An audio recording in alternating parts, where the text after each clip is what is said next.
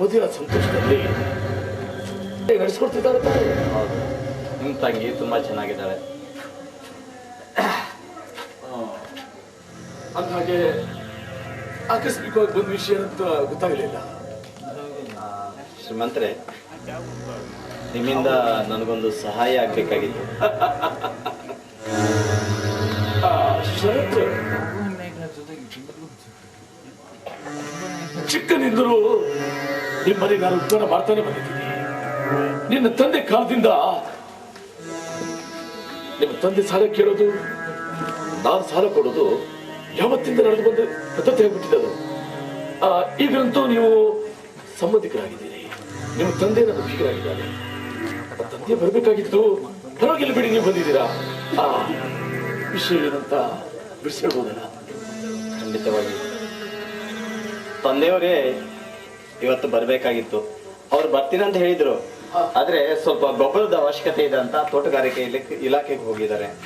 ಅವ್ರ ಪರವಾಗಿ ನನ್ನನ್ನ ಕಳಿಸಿದ್ರು. ನೋಡಿ ಶ್ರೀಮಂತರೇ, ನಮಗೆ ಸೊಸೈಟಿಯಲ್ಲಿ ಅರ್ಜೆಂಟ್ ಆಗಿ 15,000 ಕಂತು ಕಟ್ಟಬೇಕಂತ ನೋಟಿಸ್ ಕಳ್ಸಿ ಬಿಟ್ಟಿದ್ದಾರೆ. ಅದಕ್ಕೆ ನಿಮ್ಮಿಂದ ಒಂದು 15,000 ರೂಪಾಯಿ ಸಹಾಯ ಮಾಡಿದರೆ.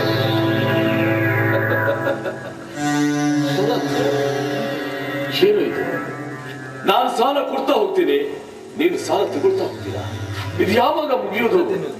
ಸಾಲ ಮಾಡ್ತಾ ಜಮೀನೆಲ್ಲ ಒಂದಿನ ಹರಾಜಾಗಿ ನೀವು ಬೀದಿಗೆ ಇಲ್ಲ ಶ್ರೀಮಂತರೇ, ಹಾಗೇನಿಲ್ಲ. ಮತ್ತೆ ಯಾಕಂತ ಹೇಳಿದ್ರೆ ಈ ವರ್ಷ ಫಸಲು ತುಂಬಾ ಚೆನ್ನಾಗಿದೆಯಲ್ಲ. ಈ ಬಾರಿ ಫಸಲು ಕೊಯ್ದ ತಕ್ಷಣ ನಿಮ್ಗೆ ಆ ಸಾಧ್ಯ ಆದಷ್ಟು ಮಟ್ಟಿಗೆ ನಿಮ್ಮ ಹಣನ ಕೊಡ್ತೀವಿ. ಶರತ್, ಪ್ರತಿ ವರ್ಷ ಇದೇ ಮಾತು ಕೇಳಿ ನನಗೆ ಸಾಕಾಗಿದೆ ಕಣೋ. ಸಾಲ ಕೊಡೋದ್ರ ಬಗ್ಗೆ ನಾನು ಚಿಂತೆ ಮಾಡಲ್ಲ ಕಣೋ, ಆದ್ರೆ ನಿಮ್ಮ ಬಗ್ಗೆ.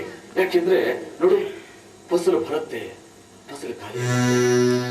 ಇವತ್ತಿನ ನಿಯಮ ಹೇಗಿದೆ ಅಂದ್ರೆ, ದಲ್ಲಾಳಿಗಳಿಗೆ ಸಿಗುವಷ್ಟು ಲಾಭ ಬೆಳೆಗಾರರಿಗೆ ಸಿಗ್ತಾ ಇದೆ. ಅದರಲ್ಲೂ ಈ ಸರ್ಕಾರ ದಿನಕ್ಕೊಂದು ಕಾನೂನು ಮಾಡಿ ಬೆಳೆದಂತ ಬೆಳೆಗಾರರಿಗೆ ಸರಿಯಾದ ಲಾಭ ಸಿಗದೆ ಕೊನೆಗೊಂದಿನ ಕೃಷಿಕ ರೈತ ನೇಣಿ ಶರಣಾಗ್ತಾರೆ. ನೀವು ಹೇಳೋ ಮಾತು ಸರಿ ಇದೆ, ಆದ್ರೆ ಏನ್ ಮಾಡೋಣ? ಕೃಷಿ ಭೂಮಿ ಇದೆಯಲ್ಲ, ಅದನ್ನ ಒಂದ್ ವೇಳೆ ಹಾಗೆ ಬಿಟ್ರೆ ಅದು ಗೊಂಜಲ ಭೂಮಿಯಾಗಿ ಹೋಗುತ್ತಲ್ಲ. ಅದರಿಂದ ನಮ್ಗೆ ನಷ್ಟ ಹೊರತು ಲಾಭ ಏನಿಲ್ಲವಲ್ಲ. ಅಪ್ಪನಿಟ್ಟ ಆನದ ಮರಕ್ಕೆ ನೇಣು ಹಾಕೊಳ್ಳೋದು ಮೂರ್ಖತನ ಕಣೋ. ಶರತ್ತ, ಸುಮ್ಮನೆ ಕೃಷಿ ಭೂಮಿ ಅಂತ ವಯಸ್ಸು ಭಾರ ಮಾಡ್ಕೊಳ್ಳೋದು ಬದಲು ಅದೇ ಭೂಮಿಯನ್ನ ಯಾವುದಾದ್ರೂ ಬಿಸ್ನೆಸ್ಸಿಗೆ ಅಳವಡಿಸಿಕೊಂಡು ಶ್ರೀಮಂತ ಮೆರಿಬಹುದಲ್ಲ ಪ್ರಪಂಚದಲ್ಲಿ. ಬಿಸಿನೆಸ್ ಅಲ್ಲ ಶ್ರೀಮಂತರೇ, ನಿಮ್ಗೆ ಚೆನ್ನಾಗಿ ಗೊತ್ತು. ಮಾತ್ರ ನಾವು ಎಷ್ಟೆಲ್ಲ ಸಾಲ ಮಾಡಿಲ್ಲ. ಇನ್ನು ತನಕ ನಾವು ಮಾಡಿದ ಸಾಲನೇ ಸರಿಯಾಗಿ ನಿಮ್ಗೆ ಕೊಡೋದಕ್ಕೆ ನಮ್ಗೆ ಸಾಧ್ಯ ಆಗ್ತಾ ಇಲ್ಲ. ಅಂಥದ್ರಲ್ಲಿ ಅಷ್ಟು ಬಂಡವಾಳ ಹೂಡಿ ಬಿಸ್ನೆಸ್ ಮಾಡುವಂತದ್ದು ನಮ್ಮ ಹತ್ರ ಸಾಧ್ಯನಾ? ಶರತ್, ಎರಡು ಕೈ ಕೂಡಿಸಿದಾಗ ಮಾತ್ರ ಚಪ್ಪಾಳೆ ಕೊಟ್ಕೊಳ್ಳೋದು. ನೋಡು, ನನ್ನ ಹತ್ರ ಸಾಕಷ್ಟು ಬಂಡವಾಳ ಇದೆ. ನಮ್ಮ ಊರಿನ ಜನಕ್ಕೆ ಏನು ಬೇಕು ಬೇಡ ಅನ್ನೋದನ್ನ ತಿಳಿದುಕೊಳ್ಳೋದು ತಾಕತ್ತಿದೆ, ಯೋಗ್ಯತೆ ನನಗಿದೆ.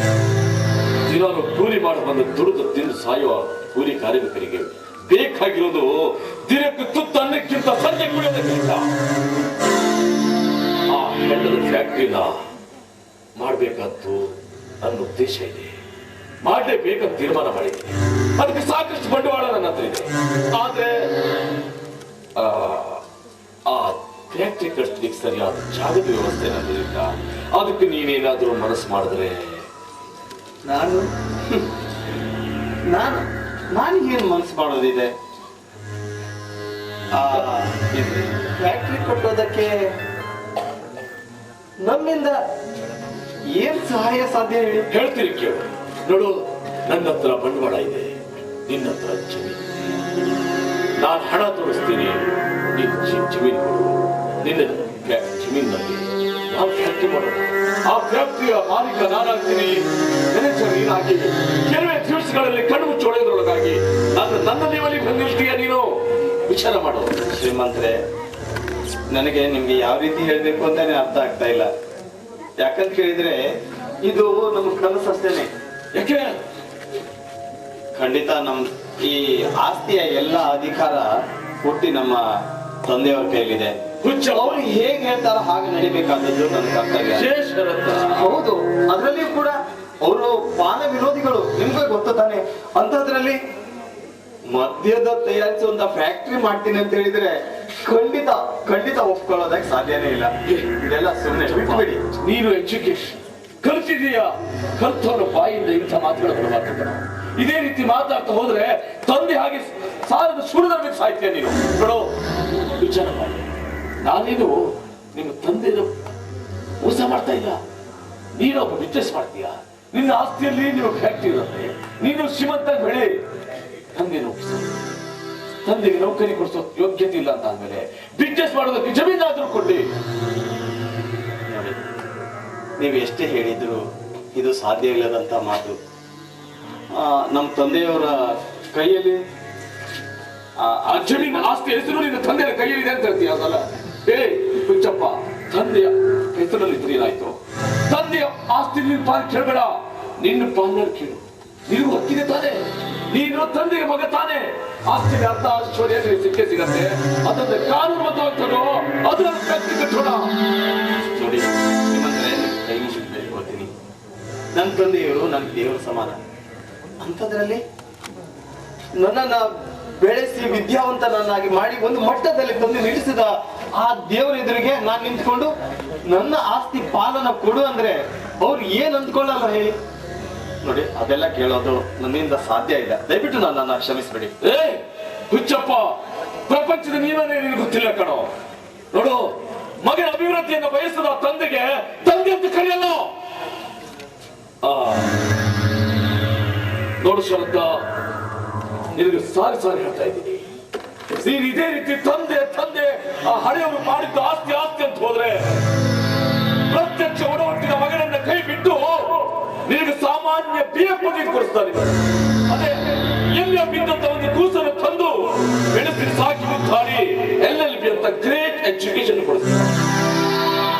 ಇದೇ ರೀತಿ ನೀನು ತಂದೆ ಮಾತನ್ನು ಕೇಳ್ತಾ ಹೋದ್ರೆ ಕೊನೆಗೊಂದಿನ ಸಾಕಿದ ಮಗನ ಕೈಯಂದೇ ಅರ್ಥಾತ್ ಆ ಸಂಜುವಿನ ಕೈಯಿನ ಅಡಿಯಾಳಾಗಿ ಗುಲಾಮರಾಗಿ ಬರ್ತೀಯ. ಎಚ್ಚರ ನೀನು.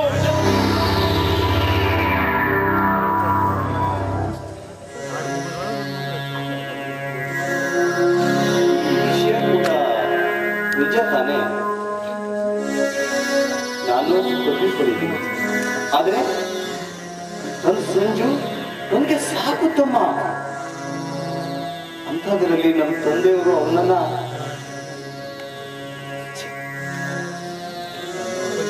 ಈಗ ತಾನೇ ಇವ್ರ ಸಂಬಂಧ ಬೆಳೆಸಿದೆ. ಅಂಥದ್ರಲ್ಲಿ ಇವರ ಮಾತನ್ನ ಕೇಳಿದ್ರೆ ನಮ್ಮ ಮನೆತನ ಒಡೆದು ಚೂರ. ಅದೆಲ್ಲ ಯಾಕೆ ವಿಚಾರ ಮಾಡಬೇಕು? ಮುಂದೆ ನಾನು ಇದೇ ರೀತಿ ಸಾಲಗಾರನಾಗಿ ಬಾಳಿ ಬದುಕೋದಕ್ಕಿಂತ ನಾನೊಬ್ಬ ಪ್ರತಿಷ್ಠಿತ ವ್ಯಕ್ತಿ ಆಗೋದ್ರಲ್ಲಿ ತಪ್ಪೇನಿಲ್ವಲ್ಲ. ಕಷ್ಟ ಬಂದಾಗ ಶ್ರೀಮಂತರಲ್ಲಿ ಹೋಗಿ ಕೈ ಮುಟ್ಟೋದು ಯಾಕೆ? ಆಸ್ತಿ ಕೊಟ್ಟು ಸರಿ, ಅಂತ ಆಸ್ತಿಯನ್ನ ಬೇಕಾದಷ್ಟು ಗಳಿಸಬಹುದು, ನಾವು ಶ್ರೀಮಂತರಾಗಬಹುದಲ್ಲ. ಶ್ರೀಮಂತರೇ, ವಿಚಾರ ಮಾಡಿದ್ರೆ ನೀವು ಹೇಳಿದ ವಿಷಯನ ನಾನಿವತ್ತು ತಂದೆಯವರ ಹತ್ರ ಹೋಗಿ ಮಾತಾಡ್ತೀನಿ. ಹೋಗು, ಆದಷ್ಟು ಬೇಗ ಹೋಗಿ ಕೇಳು.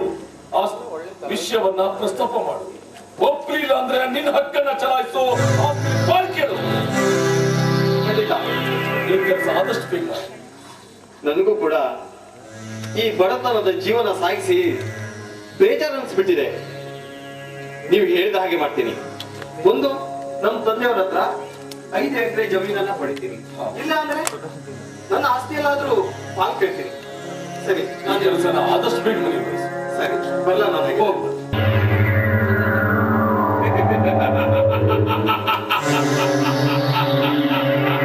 ಸೇಡು ಶಿವಪ್ಪ, ಸೇಡಿನಿಂದಲೇ ಮಹಾಭಾರತ ನಡೀತಾರೆ. ಶಿವಪ್ಪ, ಸೇಡಿನಿಂದಲೇ ರಾಮಾಯಣ ನಡೀತು, ಸೇಡಿನಿಂದಲೇ ಕುರುವಂಶದ ನಾಶ ನಡೀತು.